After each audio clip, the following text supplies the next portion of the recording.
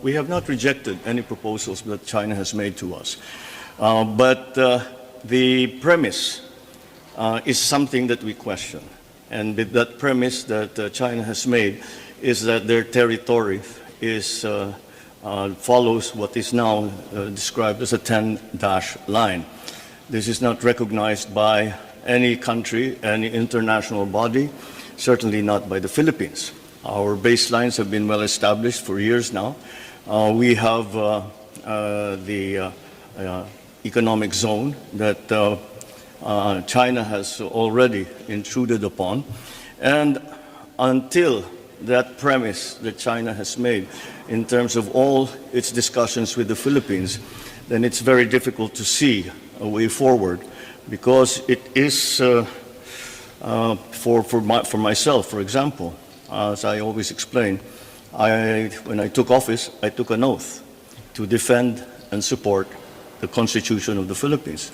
The first article of the Constitution of the Philippines is the article that describes and defines the territorial area, maritime and land-based territory of the Philippines. And it is my duty, I have no choice but to defend that, and we will continue to do that.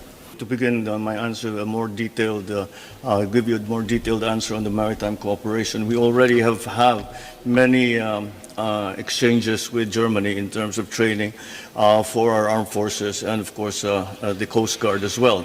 And that we have agreed with the Chancellor to expand that because it really it has to be recognized that the South China Sea handles the 60% of the trade of the entire world. So it's not solely the interest of the Philippines or of ASEAN or of Indo-Pacific region, but the entire world. And that's why it is in all our interest to keep it as a safe passage for all international commerce that goes on in the South China Sea.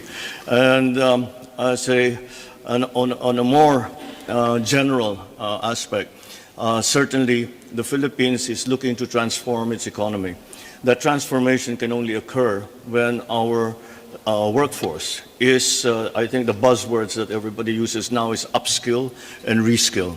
And we look to Germany for much of that training, especially since we are very much immersed now in the digital space, and the high technology requirements for the workforce, the training for high technology jobs in the workforce is something that will be necessary to keep our economy thriving.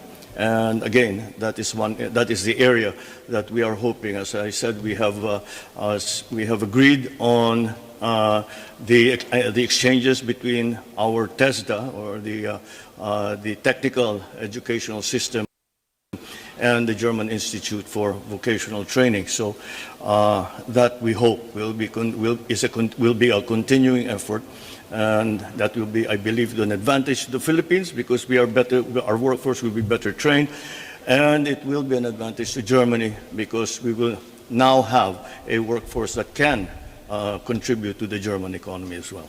We did discuss the training, but we have not gone into the detail as to the procurement, because the Philippines has just finished making its plans for the next stage of procurement for the armed forces. And once that is finalized, and I think that we will then be ready to offer that procurement schedule to Germany and to other countries, and hopefully we will find ways to help one another. As to the upcoming visits of the Chancellor, well, we can only wish that he is successful. We all would like to have a more peaceful situation, certainly in the Ukraine, but also in the South China Sea.